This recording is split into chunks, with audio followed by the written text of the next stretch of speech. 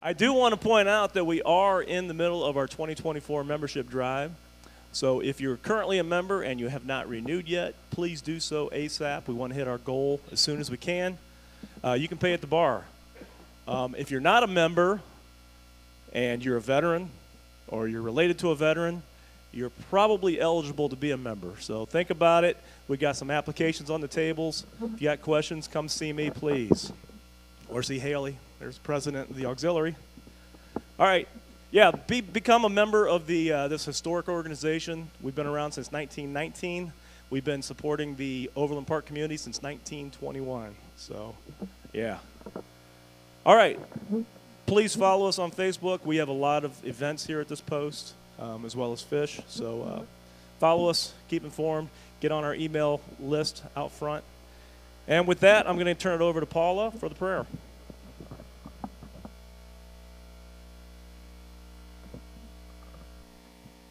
Good evening. Please bow with me in prayer. Creator God, thank you for everything, all our blessings. Thank you for bringing us together in support of each other as veterans, family of veterans, active military. We understand that without you, we have nothing, and we're very thankful for our blessings. We're thankful tonight also to have the scouts with us. We love seeing the young people, Lord, who are learning a heart for service. Be with us as we enjoy our time together tonight and take us home safely at the end of the evening. In the name of Jesus Christ our Lord, amen.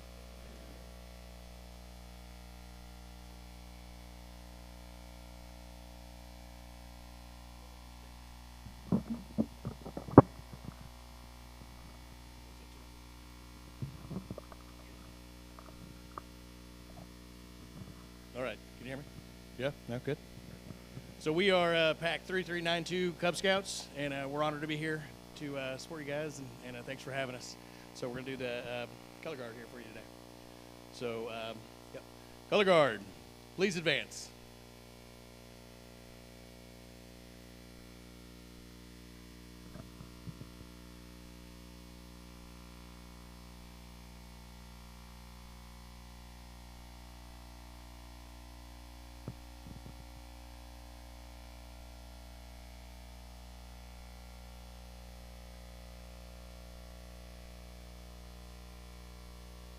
Color guard, present colors.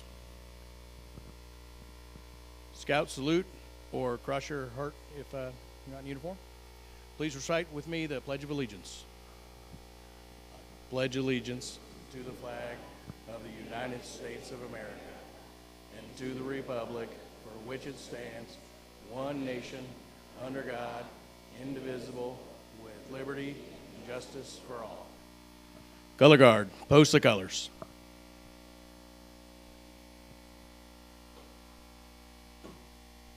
Two, color guard, please rejoin your ranks. Audience, you may be seated. Thank you, guys.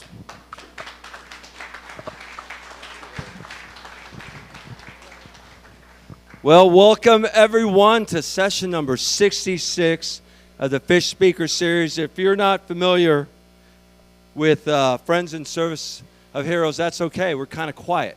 We actually call it going fishing. We go find the veterans that we're going to serve, whether it's a mobility chair, whether it's a meal, whether it's helping with rent or a service dog, mobility chair, track chair, all kinds of stuff. So we're going to try and have a little fun before we really get into this. So let's hear it from the Army. All right. Marines. Woo. Navy. Okay. Air Force. All right, John. Nice. Scared me over there. Coast Guard? Okay. Thank you. Cub Scouts? Yeah. All right, man. We're so glad you guys are here. Before we introduce our speaker, let me kind of bring you up to date on a few things. I always skip this slide, but monthly speaker series, like I said, this is number 66. To our community, it's about recognizing, honor, and learning about our heroes. and sharing their stories. This is a very cathartic opportunity, and we've seen it time and time again that a lot of these men and women that have served our country, for many of them, it's the first time that they've shared their stories. So it's a really powerful opportunity to learn more about them, learn about their service, learn about their families, because as you guys know, it's not just the person that wears the uniform, it's the families that they leave behind and the kids and everything else. So we can never, ever, ever forget them. All right, let's jump on some slides. I guess I'm controlling the slide here. All right, Fireside 180. I know Jeremiah's not here. This is something that we started last month. For 8 years, we've been trying to start a men's fire that is faith-based. So fishing, man, that's our secret sauce, is a relationship that we have with the Almighty. All right? So last month was our first one. We had 12 people there, okay? It's all about just starting a fire and coming together and just sharing, what's going on in our lives, sharing what's going on in our hearts, and trying to, help one another. Isn't that right, John? And last night, our second one, there was 18 guys? 18 guys. We do this in Gardner at this place called Ash and Anvil. So a lot of messed up. And this is open to women, too. Okay? The Veterans Fireside is open to women's. It's every third Wednesday of the month at 7 p.m. at Ash and Anvil. All right. Jumping from that to this. Thanks, son. Sorry. So we, Twin Peaks reached out. Hey, we want to do a car wash, bike wash for a veterans organization. You guys are it. And so, okay. So the turnout was ridiculous. It was unbelievable. They actually raised $1,600 for us, about that, $1,600. So it was great. Let me back up, a lot of amazing vehicles. There was like 9 vehicles that were there, military vehicles. So it was a lot of fun, a lot of kids. I thought that was really cool. For some of you that may or may not know, so a lot of the chiefs are wearing these. They wore them last year. And now we actually have a fish that's on the protective staff, and so it's kind of cool because even more are going to be wearing them.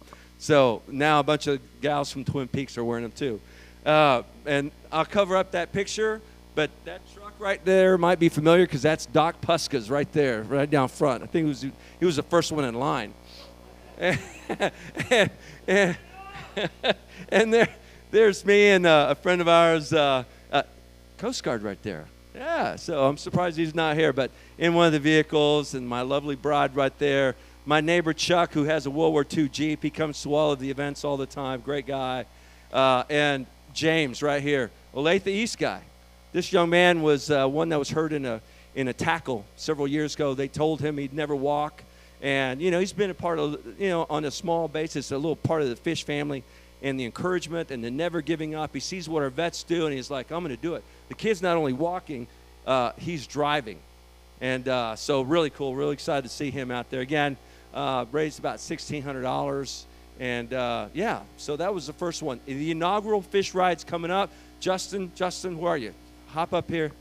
Just give him a 1 minute spiel on it. That step slips. I don't know, Paul. That's like trying to have you speak for 1 minute. Is that possible? This Saturday, August 19th, we're having the first ever fish ride, leaving out of Olathe. Come out there, 9 o'clock. So much activities going on. We've got the Wall of Death out there, some motorcycle stunts. We're going to be hanging out there for a little while, partying. There's going to be a DJ there. Shortly thereafter, we're going to be leaving from the Indian dealership, and we're going to be heading out to a place called the Fuel House out in Bonner Springs. We're going to have live music out there, silent auction, everything supports fish. We might have recruited some of the Twin Peaks girls. I'm guilty, maybe not, I don't know. But there's going to be a bunch of stuff out there. I've got a whole list of itinerary, what we're doing, but I think I missed something on here. Did I? What? Let me take that from you. Let's see if we have a picture. Oh, yes, we do. All right. We're going to be presenting service dog number 40 to a combat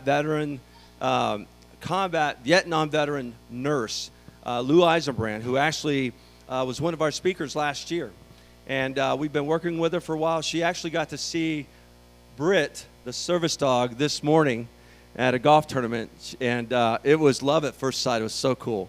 But on Saturday, it will become official. She will receive Britt, who's named after Brittany Stewart, who received a service dog from us in 2016. Her dog was named Hattie. Late 2017, unfortunately, she lost her life. And at the funeral service, her father, Bill, hands me the leash and tells me, you know, find Hattie a good home because, man, the way that Hattie changed Brittany's life, I mean, she went back to nursing. She was so happy. Please find her a good soldier. I said, Bill, we already have. And he kind of looked at me, already? And I handed the leash back to him. You need Hattie more than ever. And the entire family, Bill, his wife, his daughter Erica, and Hattie, are all going to be at the Indian Motorcycle Dealership Saturday morning at 9:30 for the presentation. Now, our friend Lou has been asking me for about 4 or 5 months. I know every service dog, there's a reason for the name. What's the reason? I got to know. She's going to find out on Saturday. So it's going to be really, really powerful, really emotional, very healing for Brittany's family as well. So, and mark your calendar. November 30th is our Christmas party. It's right here. A lot of surprises. Santa will be here. By the way, who was here last year for Christmas? Yay. Nice to see you, Taryn. We have a new Santa this year. It's okay for me to announce that. There'll be a new Santa, so get ready. Oh, boy. And a lot of surprises. You know, the way fish works, you never see us coming. A lot of surprises. Last year at our Christmas party, on that night, I think we gave away, Scott, $30,500 in Walmart gift cards. Yeah. And the way that we do it, Santa's little elf calls the soldier, the military family, and they come up and we just hand them an envelope. And inside there, depending on the number of kids, between $500 and $1,100, and we're going to do it all over again. So we're really excited about that. So mark your calendar for that. You don't want to miss it because you never know who you're going to see, right, Doc? I mean, last year, poor Ted Nugent couldn't be here, but he did a nice video message, so it was really cool, which we had to tone down like 3 times.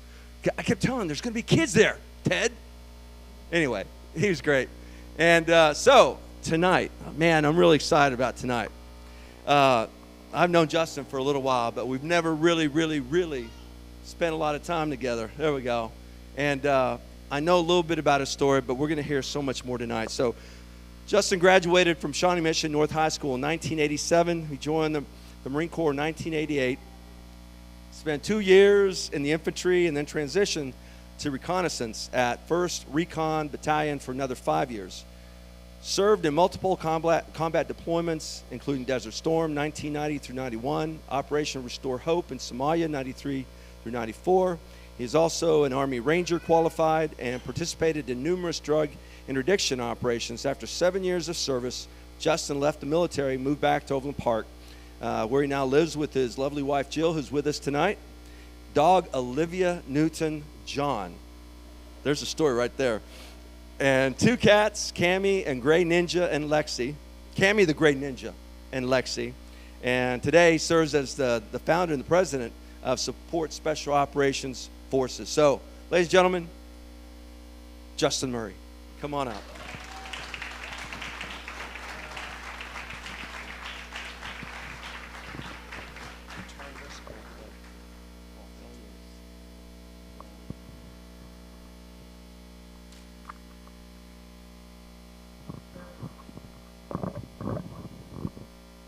Am I mic'd up? Can you hear me okay?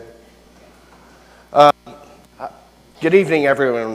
This is actually my first time formally doing something like this, so bear with me.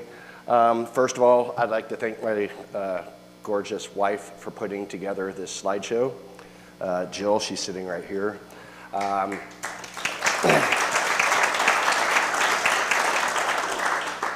also like to thank Paul and Fish, of course.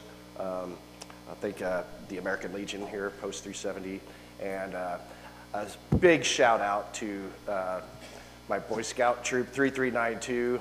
They have done more for me than just the flag presentation tonight. So if we get a big round of applause for these kids, that'd be great. Okay, I'm going to take you guys on a little ride through just a little bit of history from a different vantage point.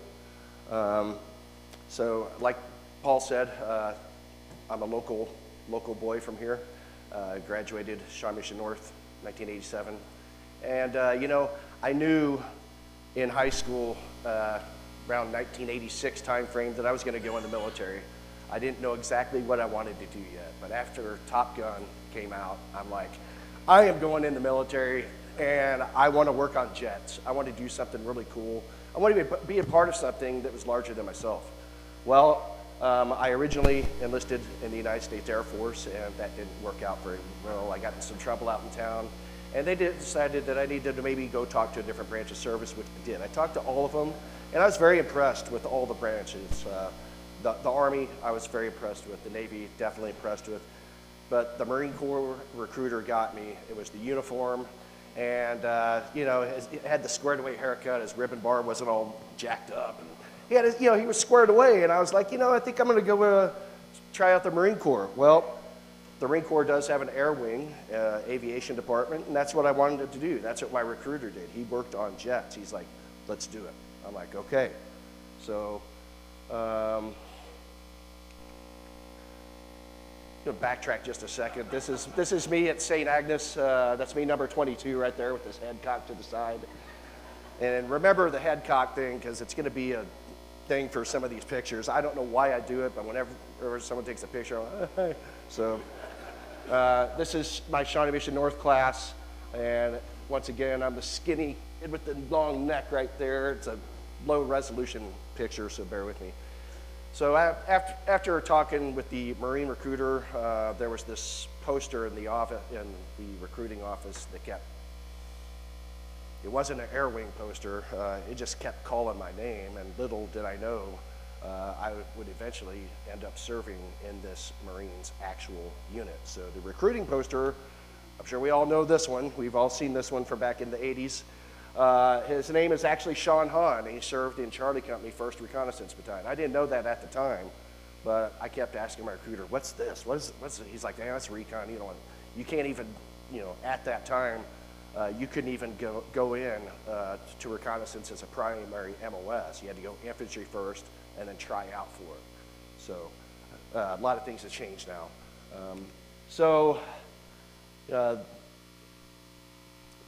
My first 2 years I did in the Marine Corps. I did in the actual infantry, and my first deployment was in 1989. It was a standard Western Pacific cruise, and basically you float around the Pacific Ocean, the arena, and you wait for stuff to happen. But you get to hit all these cool liberty ports like the Philippines, Thailand, Australia, Korea. I could go on, there's 17 countries I could name, but I'm not going to get into all that. But on my first deployment, I noticed these guys on the flight deck, they had different gear. They had a little bit longer hair. They were all tatted up, and they had different weapons, and they just had they were getting ready for parachute and scuba operations. I'm like, man, that looks really cool. And when I got back to the States, I took it to, this is also a little piece of history. This is a clip from the movie Heartbreak Ridge with Clint Eastwood. This is Clint Eastwood right here. The actors in the movie are, the first row right here up till about here. This is my buddy Ben. The actual real recon Marines that are actually in the movie came out in 86, 87, 86. And I ended up getting to serve with some of the actual recon Marines that were actually in the movie. So I thought that was kind of cool. But moving on, this is our unit logo. The 3 bullet holes stand for the pain, misery, and suffering that we go through to complete the mission, and the crack in the skull represents the perseverance that reconnaissance Marines go through. For those of you that don't know the terminology, reconnaissance basically means to search, seek out, detect, evaluate, assess, report, okay? So basically, we go out in 6-man teams, way deep behind enemy lines, report back. We shape the battlefield and tell the mission commanders, hey, you need to avoid this. You should go here. You should do this. You should not do that. So in a nutshell, that's kind of what we do. Moving on, so after my first Western Pacific deployment, I came back and I tried out for 1st Recon Battalion. Now, at that time, that day, we had like 30 guys try out. They took 5. So I reported into 1st Reconnaissance Battalion and went through what they call Recon Indoctrination Program. Now it's called BRC, the Basic Reconnaissance Course, but back then we ran an in-house unit MOS giving course, and it was called RIP School. Not rest in peace, but Recon Indoctrination Program. So this is the cover of our patrol log that we had to keep during that. This is pretty much the only picture I think I have of me actually in RIP school. So after I completed RIP, here's a couple pictures, me with the chem lights. And that's me with my hand up on the boat right there. Again, apologize for the resolution on the pictures here. August 2nd, 1990, Saddam Hussein decides to invade Kuwait. Hence, Operation Desert Shield starts. We automatically push all of our guys that weren't jump qualified. It was the largest class at Fort Benning of Marines that they had at Fort Benning Airborne School since like Vietnam. So anyone that was not already jump qualified, we went straight to jump school, and then we deployed on a ship. This is my Desert Storm platoon, and again, I'm always the little guy. This is me right here, and then some of the other guys in here, I had to black out their faces for security reasons for what they actually still do now. That was Desert Storm. I'm going to back up just a second. Prior to me going to 1st Recon Battalion, enter Private First Class Dion Stevenson. Now, Dion walked into our chow hall one day, and this is while I was still in the infantry. And in the infantry, we don't really have to be, jump or scuba qualified. It's basically, it's the Marine infantry. The whole Marine Corps centers around the infantry. But I noticed this kid walking into our chow hall. He was a private first class. That means 1 stripe, and he had gold wings and a scuba bubble. I'm like, something's not adding up. So I immediately approached him. He's like, I was at 1st Force Recon Company, and I got some trouble. So they sent him to the infantry, and I flocked to him, and I told him that I had orders to 1st Recon Battalion. He's like, hey, when you get there, look up my little brother. His name's Sean. Again, this is Private First Class Dion Stevenson that I'm talking to. Gulf War kicks up. The first casualties that happened in the first Gulf War, well, PFC Dion Stevenson happened to be one of them. And what happened is an Air Force A-10 third repair of them came in and mistook 2 Marine light armored vehicles, the LAVs with the wheels on them instead of the tracks. They mistook them for Iraq, the armored personnel carriers, and they took them out. So Dion was one of the first, actually 12 casualties of Desert Storm. So while I was his younger brother, I ended up in his younger brother's platoon, and it was a pretty bad day. I had to help Sean pack up all his stuff and escort his brother's body back to the States. So that was my first introduction to war. I've already lost, a couple of guys. We're not even on the ground yet. So don't laugh at the mustache. This is me gearing up for our first mission. This is actually in Saudi Arabia when we did an administrative amphibious landing. Notice the old M16 with the Starlight scope right there. That's the Starlight scopes left over from Vietnam that we were still using in Desert Storm. It's the Marine Corps we make do, okay? Let's see, there's another glorious picture of me with the horrible mustache. So this is a daytime view of what we had to drive through during the first Gulf War. You can see the oil fields that Saddam had his troops set on fire. So it's basically, we were out in front of everyone. It's us, a few elements from SEAL Team 3 and 5, and some Army Special Forces guys cruising around in dune buggies and stripped down Humvees looking for Scud sites. And our main purpose was to track down the Republican Guard, which is basically Saddam Hussein's special forces. So we were looking for those guys. So we had to drive through this during the day. And then you can see it gets a little bit worse. It's actually one of our guys taking a leak right there on the left. Sorry about that. There's another, that's one of our vehicles. This is it's starting to get nighttime. And again, a lot of these pictures were taken with like disposable cameras, so bear with me. There's a really good one right there. Driving through that stuff, inhaling a lot of sulfur. I'm still dealing with stuff today because of this. All right, so we stole a tank. There's a long story behind this, but one of our buddies managed to acquire a T-55 Iraqi tank retriever, and this is it. And so one of the pictures there's a Kuwaiti resistance fighter that's really happy. There he is on the top right there. And let's see here. This is my office. We managed to ravage the inside the tank. Inside the tank, when they look out to drive forward, they have what's called a parapet. It's kind of the equivalent of a telescope or a periscope from a submarine. This is the actual parapet from the tank that we ripped out, and it's hanging in my office. There's a larger picture of it right there. It's in my office down the basement, so it's kind of a nice little, that little wall right there, I call it the death wall. Everything's on there, so it has been gifted to me or acquired. This is the flag I carried in my rucksack during Operation Desert Storm. For those of you that can't read it, it says, this flag was carried across the border of Kuwait during Operation Desert Storm. Lance Corporal Murray, Bravo Company, 1st Platoon, 1st Recon Battalion, February 1991, Semper Fi. That flag should actually probably be in the Marine Corps Museum, but again, it's still hanging in my basement.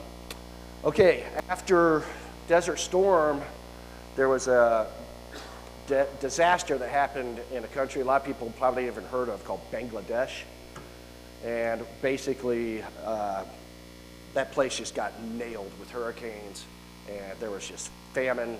Our ships couldn't even pull in to the ports for assistance because there was, without being too graphic, there was a lot of stuff floating by the ships, and we just couldn't get in there, so we had to go in by helicopter. This is the only picture I have of us flying into Bangladesh to do relief efforts. So it was a humanitarian mission at that point. Moving on, here's some fun pictures.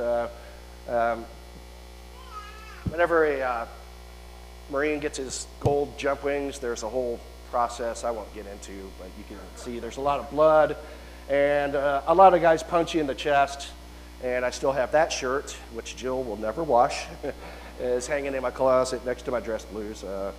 I think we got some training pictures coming up. This actually right here, if you ever, again, the movie Heartbreak Ridge, the bar that Clint Eastwood lives in, it's leveled now, but it's a bar called Carl's that used to be in Vista, California.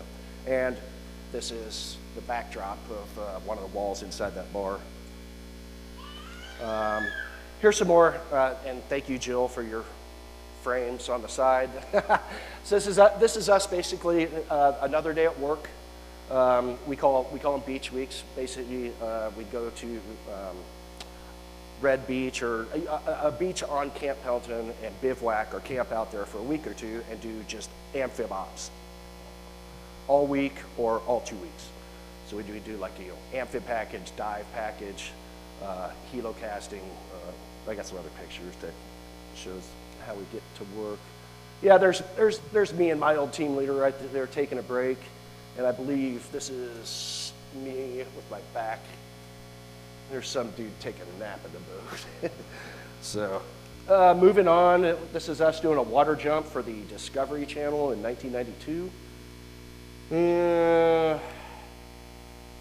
This is myself and my buddy Martin Walls we're doing destroyer ops on the USS England, along with SEAL Team 1. And interesting story that this very night, let's see, I think this is me and Martin. Yeah, this is us getting ready right before we get wet. One of the missions that we do, along with the SEALs, we're the only two components in the U.S. military that actually do this mission. It's called a hydrographic survey.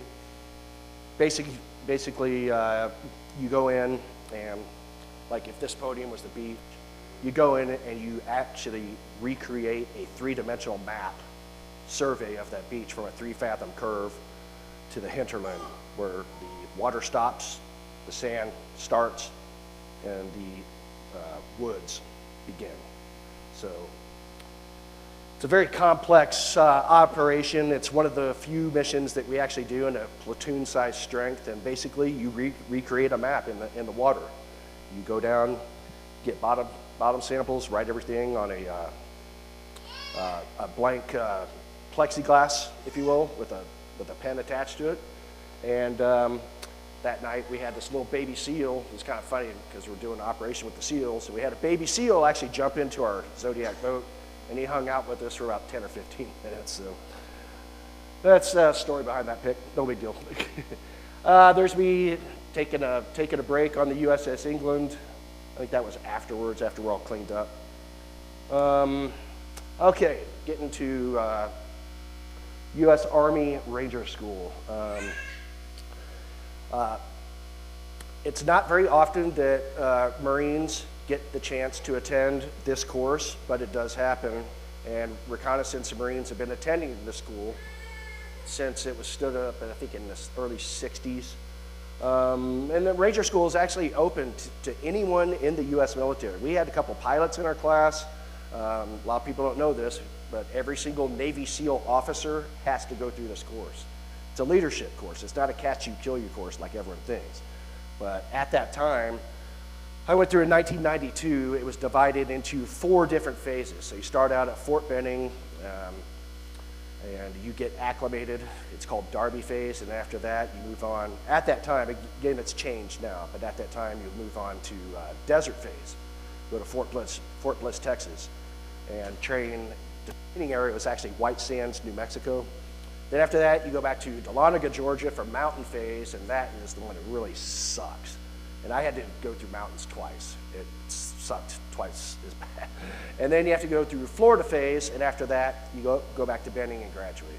So my Ranger experience was a little more to it than what I'm telling you right now. This is my Ranger graduation class. Again, I apologize for the resolution, but as you can see, 3rd row up with his head cocked to the right. There I am, right there. I do that, I don't know why. So that Ranger class, enter, I'm going to mention a couple names here. I'm going to do a couple name drops. Enter Norman Houghton. Remember that name. The movie Black Hawk Down. I'm going to mention a couple guys. Basically, we graduated in November of 1992, and a small fraction of that class were guys, characters that were actually depicted in the movie Black Hawk Down. The character that Eric Bana played, Hoot, that's Norman Houghton was our honor grad of this Ranger class. He's actually got blonde hair, not black hair in real life. There's my Ranger handbook that I carried all the way through that and made it through Ranger School. And here's a nice little write-up that the Marine Liaison Officer gave me. And I'm gonna spend just a tiny, I want you to understand how actually hard. Don't think just because the United States Army runs this course that it's easy, because it is not. It kicked my butt. So let's see here. Performance of duty, Corporal Justin K. Murray, to report the noteworthy performance of Corporal Murray while assigned as Ranger student in class 12-92. Course synopsis: the 65-day Ranger course averages nearly 20 hours of training per day, 7 days a week. Training is conducted in a boot camp atmosphere complete with shaved heads. Although no rank is worn during the course, which is awesome. I actually got to punch an Army second lieutenant and got in no trouble for it. True story. Yeah, thank you. All right, all the students are addressed as Rangers. Students include NCOs, means non-commissioned officers, staff NCOs, and company grade officers from the Army, including Special Forces and Ranger units, Navy SEALs, and a variety of Marine units. Students who do not meet the demanding prerequisite physical, tactical, and technical skill standards are disenrolled within a few days. Stress is intentionally induced by food and sleep deprivation. I can't stress how bad it sucks to go with 1 MRE a day and 1 hour of sleep a day. I lost probably, I think when I reported for duty, I weighed like 160. When I graduated, I weighed 129. So I looked like a hostage when I graduated. So stress is induced by food deprivation combined with continuous overload training situations, often subsiding on as little, it says here, 2 to 3 hours sleep a night. That is not true. And 1 meal a day. Students conduct strenuous field and physical training in climate and terrain extremes. Students must not only survive, but meet tough and increasingly complex individual performance standards. You're being graded the whole time, and you're moving the whole time. And guys, after like day 3, getting graded on patrol, guys start dropping like flies. It's bad. Okay, so students are continually thrust into leaderships, expected to maintain roles. Leaders up to platoon-sized units, continually evaluated by Ranger instructors. They are also evaluated by peers at the end of each 4 training phases. Ranger students, all well-conditioned prior to the course, often lose 25 to 35 pounds of body weight during the course, and up to 50-pound losses are not uncommon. The Ranger course averages 50% attrition, and even a high PFT Marine will not meet course standards without proper prior physical and mental preparation. Class statistics, we started with 472 students, including 35 Marines and 3 sailors, reported for training with Ranger Class 1292. Only 213, including 19 sea servicemen, completed this course. Performance of duty, despite being one of the most junior students, Corporal Murray was among the 45% that successfully completed Ranger Course 12-92, as demonstrated by his superior performance, leadership, and abilities, endurance, and good judgment under adverse conditions. I am confident that Corporal Murray will be a tremendous asset to your command. Job well done. Thank you. You want to show some appreciation, promote me. Still a corporal at this time. So,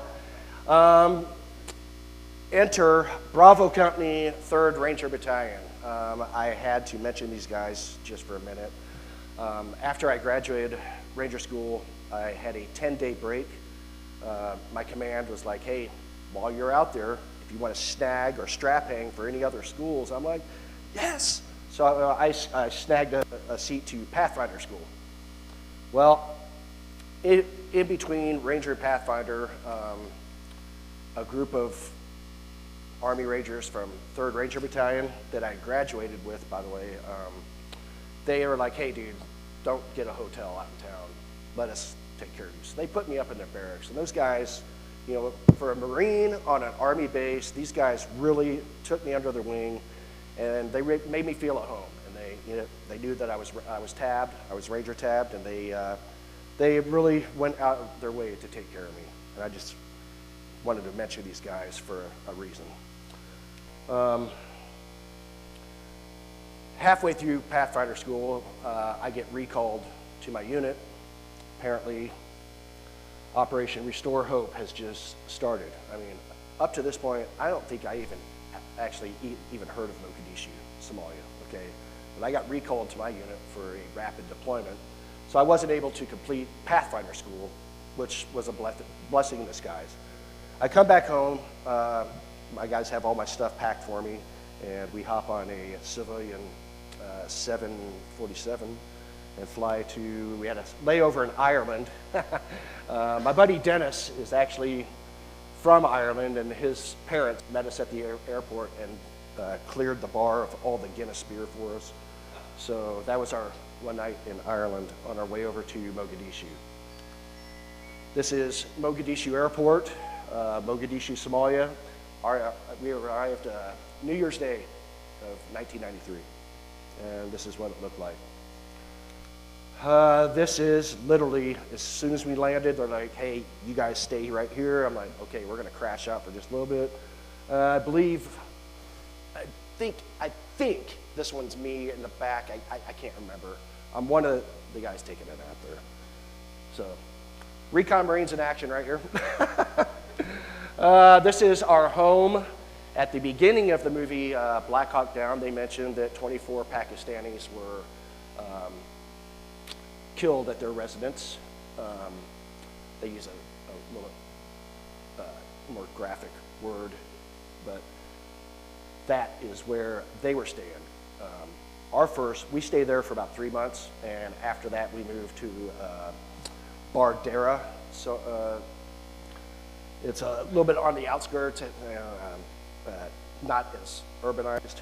But this, if you notice this hotel right here, one of our team leaders took this picture from a UH-1 November helicopter doing what's called a visual recon, and he just managed to snap this picture. But you can see the reinforced sandbags that we had to put on the top here. And if you look around all the holes, these are RPG holes that have been blown out. So it was a nice place to stay for a while. And in the background, that's the Olympic Stadium. I believe the 68 or 72 Olympics were actually held there, or they were going to be held there, and they didn't for some reason. But the rings, the Olympic rings, were still on the floor of the stadium in the dirt. Our first patrol that we went on, we got contact, and it ended up making the Washington Post, and almost ended up getting court-martialed. So what happened, to make a very long story short, here's the actual read-up in the Washington Post. U.S. Marines on a reconnaissance patrol in the western suburb of Afgoy shot and killed an unidentified Somali gunman late Tuesday night. Peck told reporters Wednesday that the Marines were responding to reports that local toughs in Afgoy, toughs meaning gangs, were harassing travelers. Peck said one gunman fired on the Marine patrol with a machine gun and was struck twice by bullets when the American troops returned fire. He fired first, he was hit twice. The write-up, the actual combat write-up, sounds a little cooler. A recon team southeast of Afgoy is fired on by a hostile Somali at close range, less than 15 meters. The Marines returned fire, mortally wounding the Somali. An LAI, which stands for Light Armored Infantry, platoon extracts the recon team and the wounded Somali. There are other armed Somalis in the area, but the Marines are able to extract safely under the cover of darkness. So that was the combat write-up for that particular mission. This picture was taken a few hours after that mission, and you can see the look on my face. I'm not real happy with a lot of things right now. One of our guys took this picture, and it's in black and white. It's a good picture. I believe this is right around the K7 area. I believe the embassy should be right over here.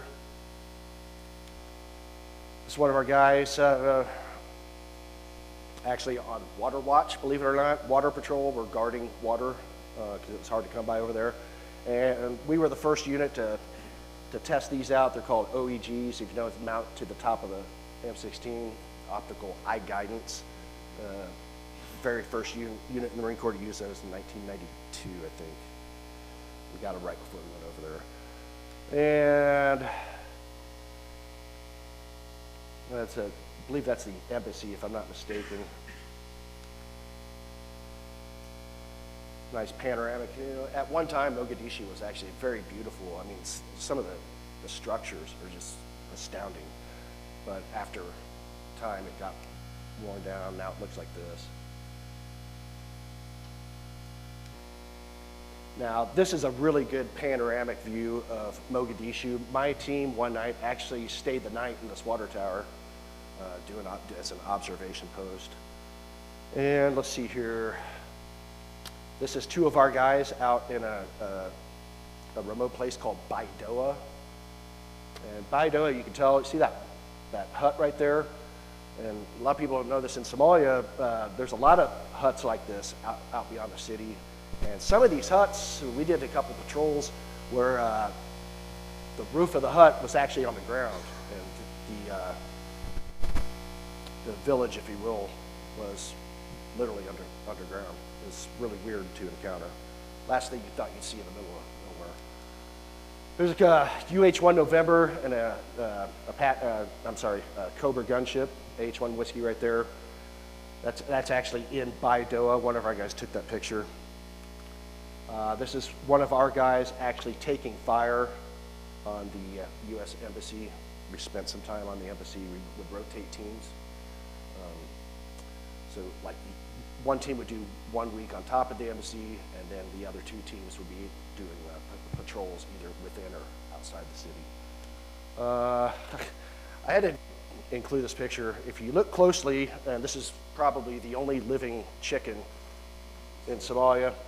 It's actually a rooster. So this is General Johnston, and he's actually in charge of all the Marines. I believe it was Regimental Combat Team 7, 7th Marines, that we were in support of over there.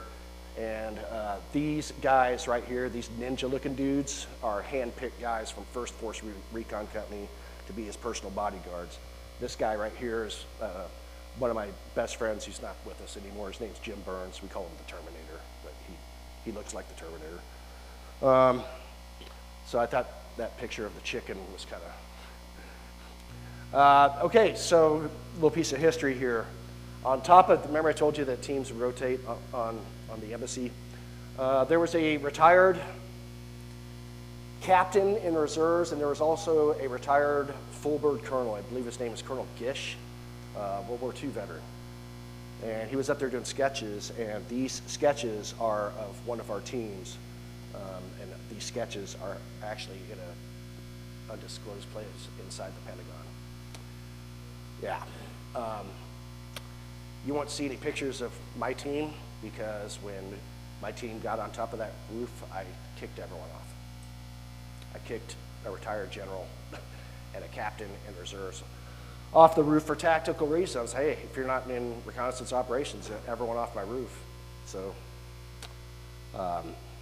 and for potential court-martial number 2, one of my buddies brought us up a little thing of whiskey, Jim Beam.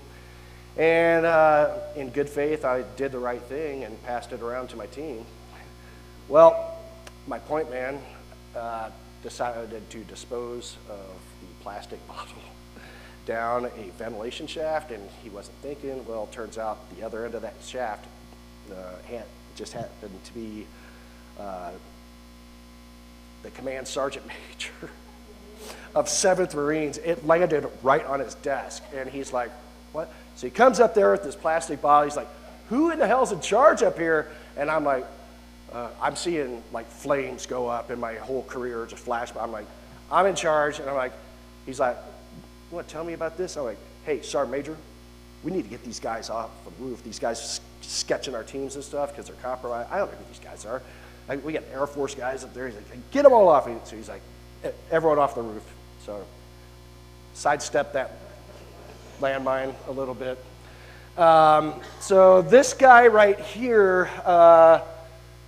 one of our scout snipers, right? He's pictured right here, Tom Bales, and he's also pictured right here.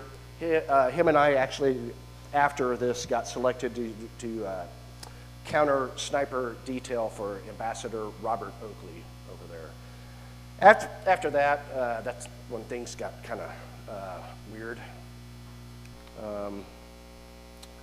The cover of, was it Fortitude Fortitudine magazine? Yeah, those are my buddies on the cover of that magazine.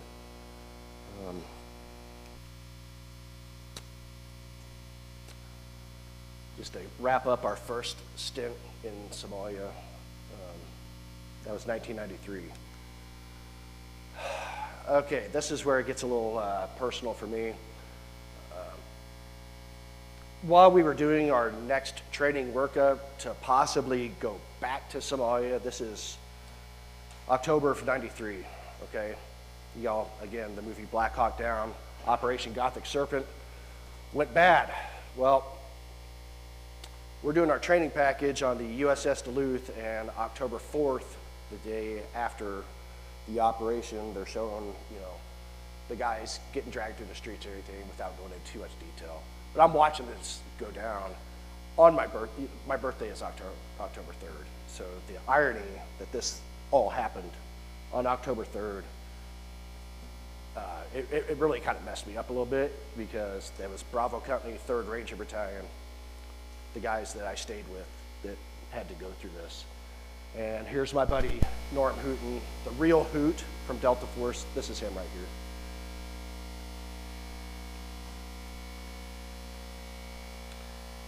Basically, I knew that we were, as soon as I saw this on TV, I told everyone, hey, we're going back over there. They're like, yeah, we're going back. So that's my buddy Jason. I just thought it'd be cool to show a picture of both of us.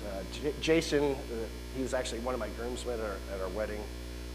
If you look closely, it's hard, again, it's hard to, this guy, as a corporal, had already served in Panama, Desert Storm, and Somalia. Not that ribbon racks, not that we even really care about him, but that dude had more ribbons than half the colonels and generals that I've encountered. I just had, out of respect, I had to include him. This is my team going back over to Somalia. This is our jump team for our platoon, so we're in charge of the airborne operations. For this upcoming deployment, this is one of the few pictures you'll actually see me wearing a dress uniform. All right. Training, getting ready to go back to Somalia again. This is helo casting, just another way to get to work. This is us doing boat and recovery drills off the USS Duluth with SEAL Team 3, Enter. Another name drop, Tyrone Woods, for any of you who've ever seen the movie 13 Hours, The Secret Story of Benghazi. Former Navy SEAL Tyrone Woods, played by the actor James Dale Badge, or Badgedale. It was Tyrone's platoon that we were training with to go to Somalia the second time. I believe Tyrone is actually right there.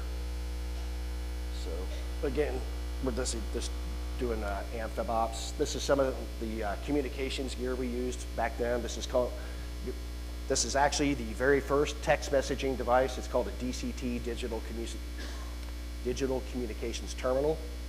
And it actually had red LED lights like the old Star Wars watches. And we had this old thigh tapper, which is we use for what we call CW, continuous wave. You guys would know as Morse code. This is a nice picture of us getting ready to go back to Somalia again. It's a nice picture of my waist. So, okay, that's me fast roping. We call this the hellhole out of the bottom of a CH-46 Sea Knight helicopter. Again, fast roping. This is a Hollywood fast rope. I don't have any gear on. It's just again another way to get to work. I believe this is us in Tyrone's platoon getting ready to deploy. One more picture of us in our dress uniforms. Again, you won't see that very much. That's me on the far left. I think that was the last Marine Corps ball I ever went to. And that's my second Somalia recon platoon. And of course, the classic, you can guess which one's me, right? I'm holding the shirt with my head cocked to the right. Okay, this is us getting some medals that we sure as hell didn't deserve. On the far left there. This is also my team.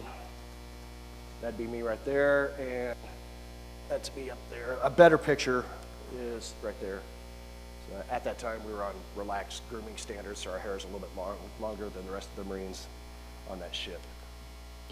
It's a nice picture of me waiting on helicopter extract with the horrible mustache on the side of a hill. That's actually in Somalia, 94.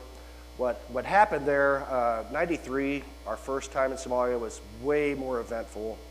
Our second time in 94, we were, the initial mission that we were supposed to do is our platoon and Tyrone's platoon. We were going to evacuate all the remaining Red Cross workers out of the airport, but we were going to extract them by boat. Well, what happened in Rwanda, a C-130 jockey plane went down, Air Force. And so the Force Recon platoon and the SEAL platoon were rerouted to do recovery efforts for that aircraft. Everyone died on that aircraft. So they were rerouted there, and we stuck with the original plan, and we went ashore to Somalia again. This time we just provided security from an East Coast asset from SEAL Team 2, and they evacuated the rest of Red Cross workers, so we didn't really do much. There's another picture of a bird. This is still in Somalia. Helicopter taking off. That's myself as a recon instructor back at Camp Pendleton. It's myself right there in the middle, getting ready to walk a team. And this is also my last Marine Corps ball. That's me in the middle right there. Okay, quick story. Before I got out of the Marine Corps, my last, I think, 8 months, I had the privilege to be a recon instructor. So this is myself and one of the other instructors getting ready to walk a patrol to grade them. Well, what happened on this particular patrol, the next picture is going a lot. We had these guys up for probably 3 or 4 days, and I took the pin out of what I thought was a green smoke grenade. Well, it was a smoke grenade, but it was called a high concentrate. It was an HC grenade, so when you pull the pin, like sparks come out. And this happened. So I burned down 43 acres of Camp Pendleton in 22 minutes. The Camp Pendleton Fire Department showed up, and potential court-martial number 4, I think. I never got court-martialed, but they had grounds, trust me.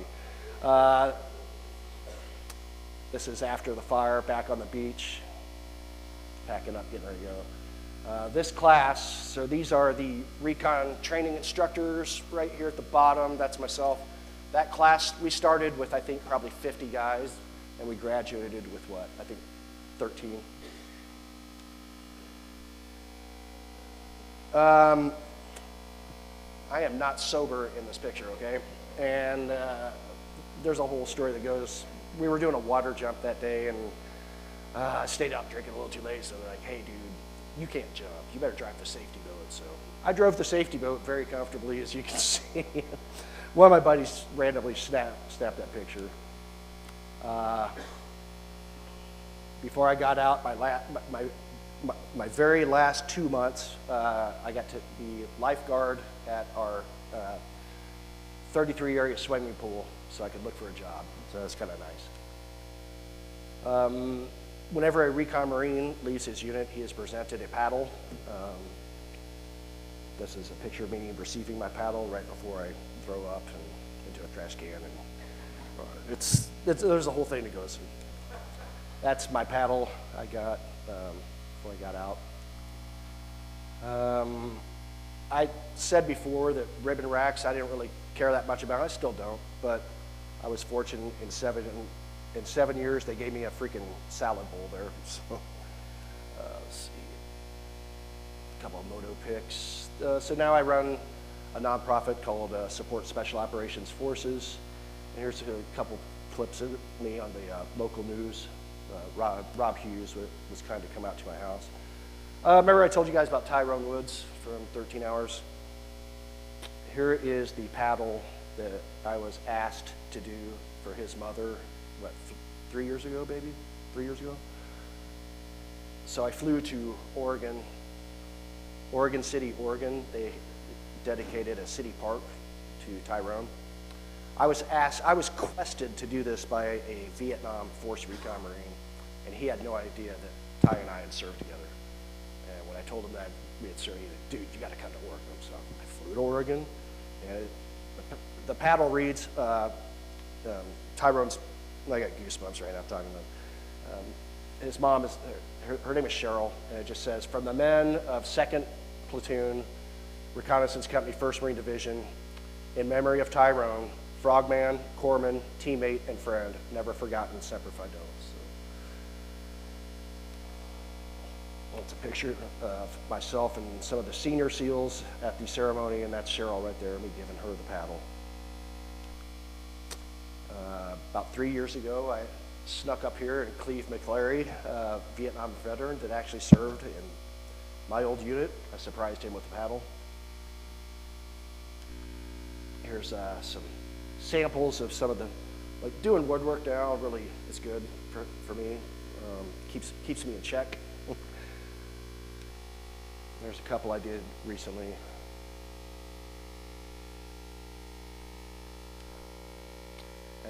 Some bottle openers, a lot of custom military woodwork that I do.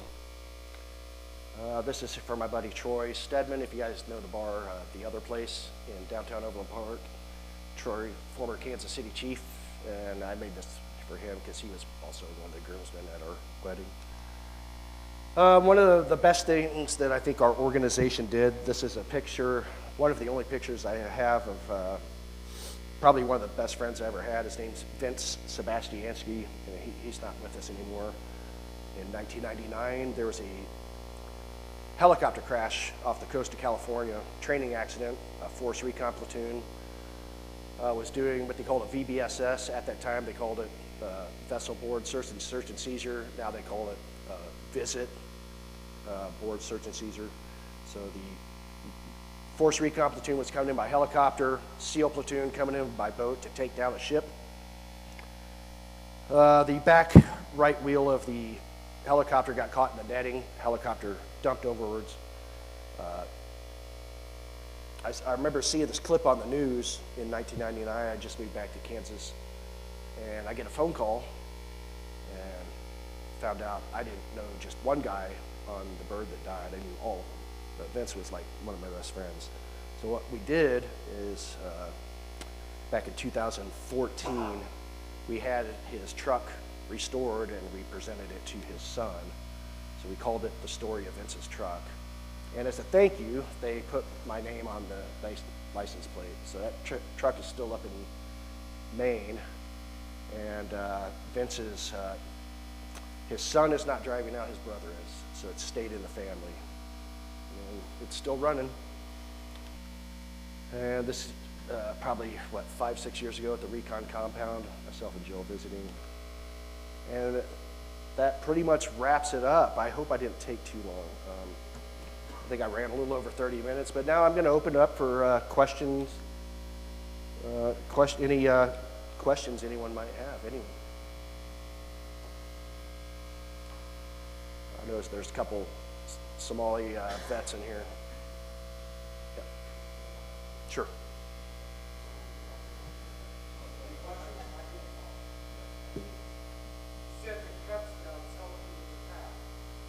Oh, yes. God, thank you so much. Before I forget, I've been questioned by the Marine Recon Foundation to do 25 paddles for an upcoming golf tournament they have coming up in Dallas, Texas. And the majority of the grunt work is already done on the paddles. Boy Scout troop number 3392 stepped up, 3 weeks ago? 4 weeks ago? 3 or 4 weeks ago? And we set up a sanding station in my driveway, and they sanded all the paddles for me. So thank you for Boy Scouts again. And I am open for questions now.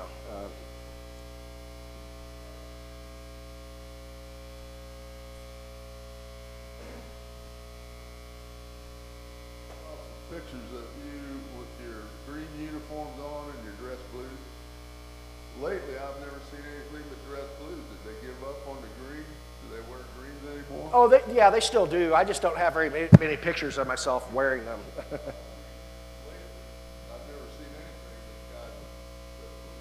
I wonder if No, they still have them. They're called dress alphas. Is that right? Any Marines? Yeah, dress alphas, and then service alphas, and then if you're in your short sleeves, they're called Charlies. I don't even know if they do the deltas anymore. Or that's the dress. Just the Army that changed the 2 years. Whenever general decides they want a new uniform. Yes. Did you ever go back to Pathfinder? No, I didn't. No, after that, that was the end of my stay at Fort Benning. Ranger was good enough for me. And, I had Pathfinder school and U.S. Army sniper school lined up to attend, but after that, no, I got yanked, and after that, it was just combat. It was deployment after deployment after that. So. Any desire to go to any of those territories as a civilian? I've never looked. That's an interesting question.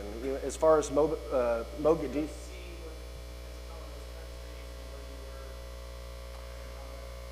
Yeah, I mean, the only reason I would go to Somalia would be if I had a huge security detail, I would maybe go back there. One thing, I forgot to mention about Somalia, and a lot of people don't know this, a lot of the resistance that we found over there in our very first deployment in 1993, we found out later that we were fighting the very first Al-Qaeda trained warfighters in the world. This is back in 1993. This is, 7, 8 years before 9/11? So those guys were being trained long before that. And we found, because some of the weapons we recovered over there, they weren't just AK-47s, they were brand new British Sterling weapons over there. Anyways, go ahead. I hope I answered your question. 2 questions. First of all, was your golf game not good enough, and that's why you weren't in the Air Force originally? And second question is, more serious question. What advice would you give to kids nowadays that are older, thinking about joining the military and interested in special operations? Okay, well, to answer your first question, I did get in some trouble, and it involved Westport, and I'm just going to leave it at that. And I will say this, I have nothing against the Air Force at all, but I'm glad things worked out the way they did. I had no idea that my path would end up being this. You could almost say that the Marine Corps chose me. I didn't choose the Marine Corps, and things happened the way they happened. To answer your second question, I've actually done this before. It was probably about 4 years ago. I got to be special guest speaker at my old high school, Shawnee Mission North, Indians, and I got to address the ROTC class on specifically on special operations. My intent that day was not to influence; it was to inform. So my advice for the younger kids these days, if you are even considering going that route, take initiative and research it. And if you find someone that has actually served, I don't care what branch, I'm gonna tell you what, the Army Rangers and Green Berets and Delta Force are awesome. The SEALs and the SWCS and the EOD units that they have are incredible. Air Force, Pararescue, Combat Controllers, TACPs, awesome. The Marine Corps, all we have is MARSOC and Recon, and that's it. I would say do your research, because it depends on what you want to do in the military. And when I say that with great conviction, because I get asked all the time, who's the best, who's the best, who's the best? I'm like, you know what, man? I can't answer that, because every special operations component has a different mission.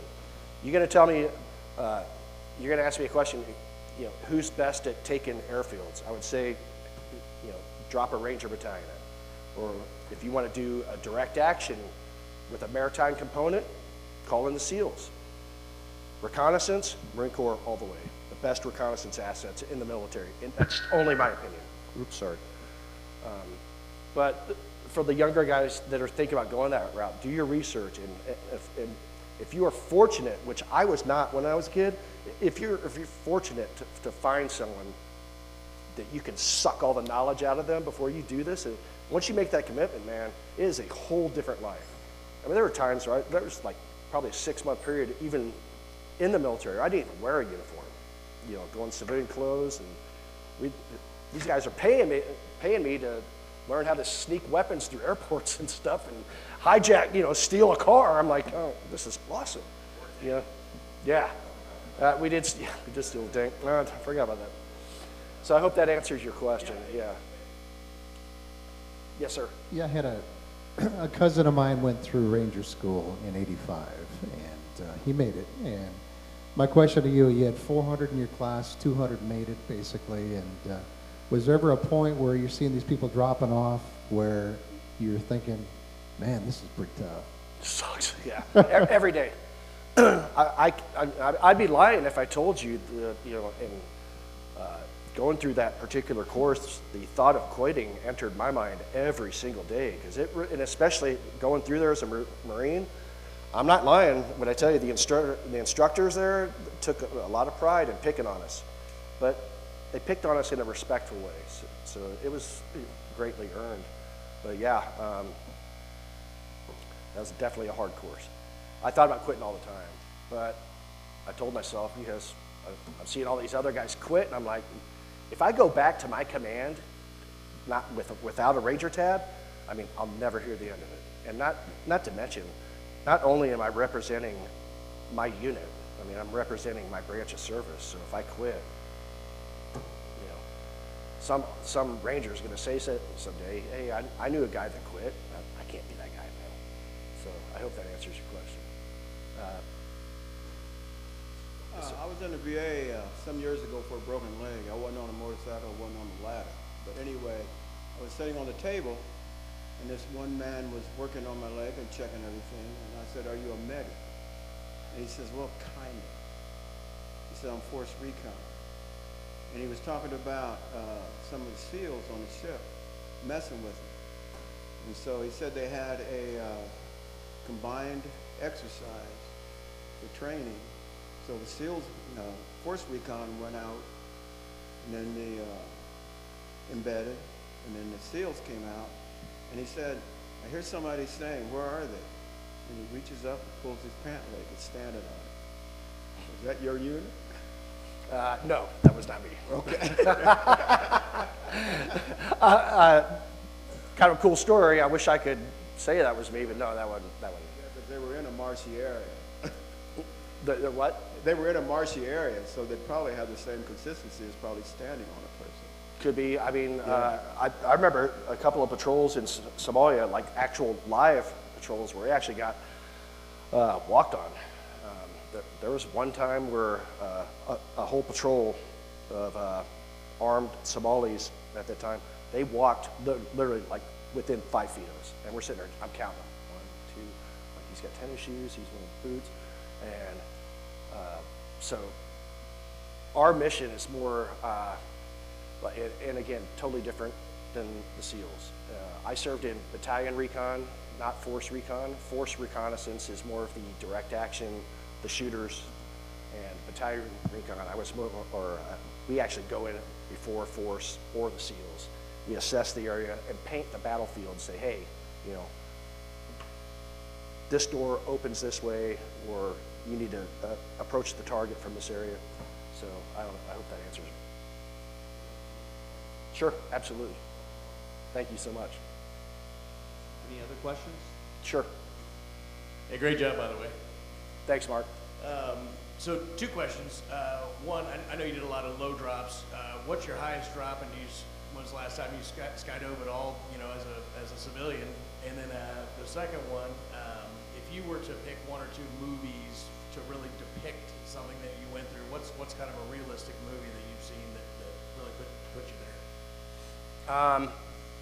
As far as like modern day warfare movie, to answer your first question, I was not a halo jumper. I was low level static line. So basically our mission is to go in and I've jumped out of every single aircraft the U.S. military has to offer. I just did it low level. The highest I ever jumped, static line, probably 1,500 feet. It was below 2,000. So the follow-up to that, will you go skydiving with me? I'll probably never jump again. I've got both knees are blown out from jumping, and I've got a rod and 4 pins holding this whole leg together. And to be honest, man, I never really liked jumping. It's just another way to get to work. You know, the jumping, the diving, the helocasting, the fast roping, rappelling, all these methods of insertion and extraction they're very cool, and they're very high speed, they're very dangerous. At the end of the day, I'd rather swim or walk or take a vehicle, okay? Because less things can go wrong. But situation dictates. I mean, sometimes, you know, you're required to use a more elaborate platform to insert or extract because of the environment, okay? But no, I'll never jump again. I never really liked jumping. I just did it.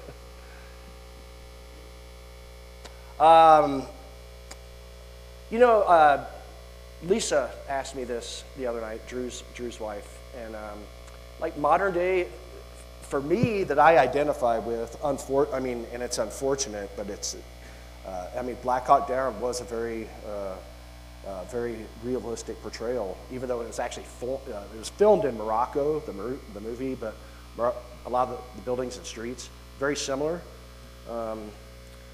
Another, on a positive note, I mean, and again, this is 1986, but hey, Top Gun, dude.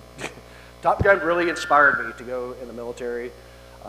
But the changing factor for me, and I wouldn't suggest this movie to like younger kids, but when the recruiter told me to go home and think about joining the infantry, you know what I did? I went to Trail Ridge, to the Dollar Theater, and I watched Full Metal Jacket 2 times in a row, back to back. Came back the next day, I'm like, dude, I do not want to work on jets. I'm sorry, I'm gonna do what's in that poster, and that's what happened. So, but as far as movies that don't really, like Black Hawk Down's a hard one for me to watch, but I can watch it because those guys had a harder day than I'll ever have, you know. But like when I was growing up, Platoon was a big influencer for me. But I would say movies that probably shaped me, definitely Full Metal Jacket. And there's another one with R. Lee Ermey that a lot of people here probably never heard of. It's called The Siege of Firebase Gloria. And it is hands down, my personal opinion, the best Vietnam movie ever. It's about a group of recon Marines that takes over an Army base, and they refortify it. And apparently this is based on true story, from what I understand. So. Any more questions? Hey, Justin. Yes. Thank you for your service. Thank you. And you and I were in the Marine Corps at the same time. Although we never crossed paths, we were always in the same places. So I was at Checkpoint 77 in Mogadishu, starting December 8th of '92. Stayed there until we left in March. I was part of 311, which was part of RCT-7 that you talked about. So we actually covered you guys doing a security patrol one night, 11th Marines Artillery, and there was one night where one of our scout snipers were covering you.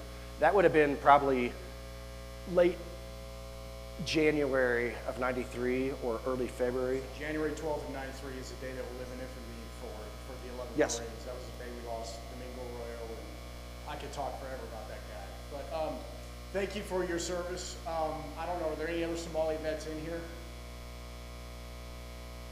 Thank you for your depiction of that event. I struggle with being able to talk about my experiences there because of the friends I've lost there.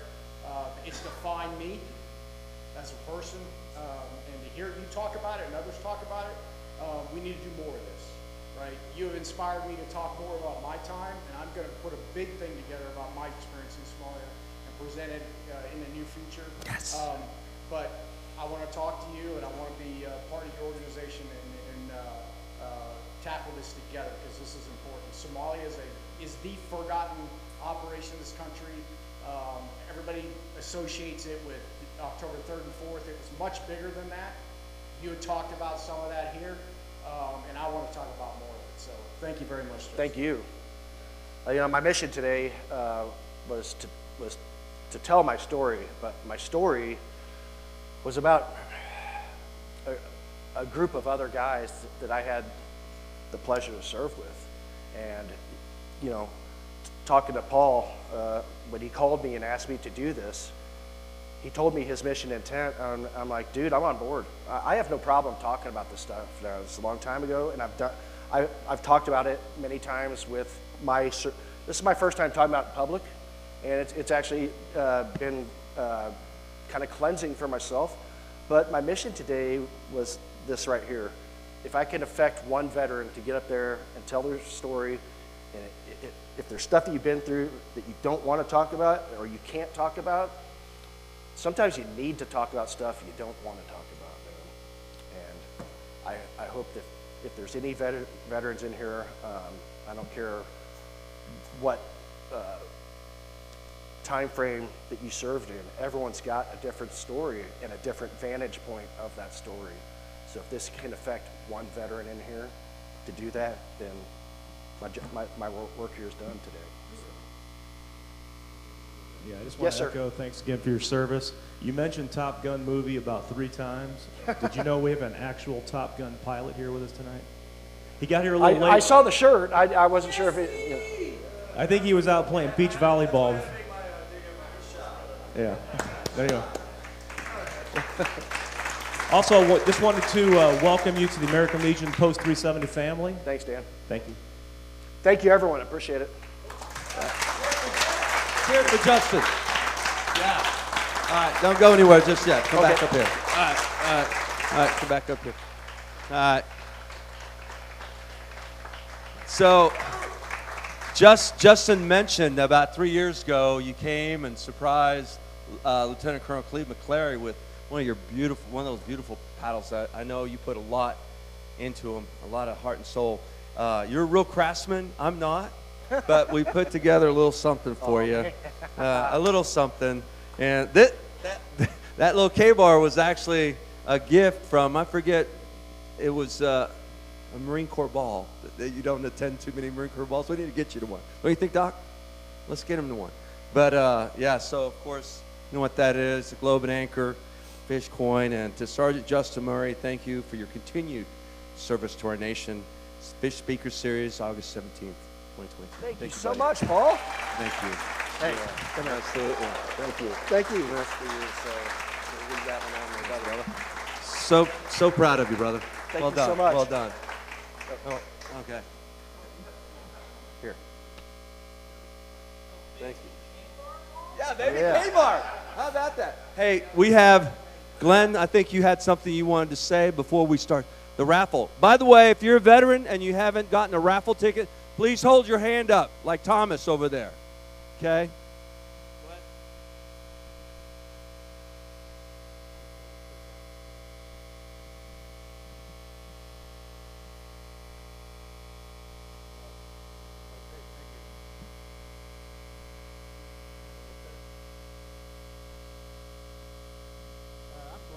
I come to quite a few of the talks here once a month. Anyway, my brother-in-law has completely redone a UH-34 Sikorsky helicopter out of Tulsa, and it will be on display here in Kansas City at the air show for the first time, really that I know of. We've had it at Commemorative Air Force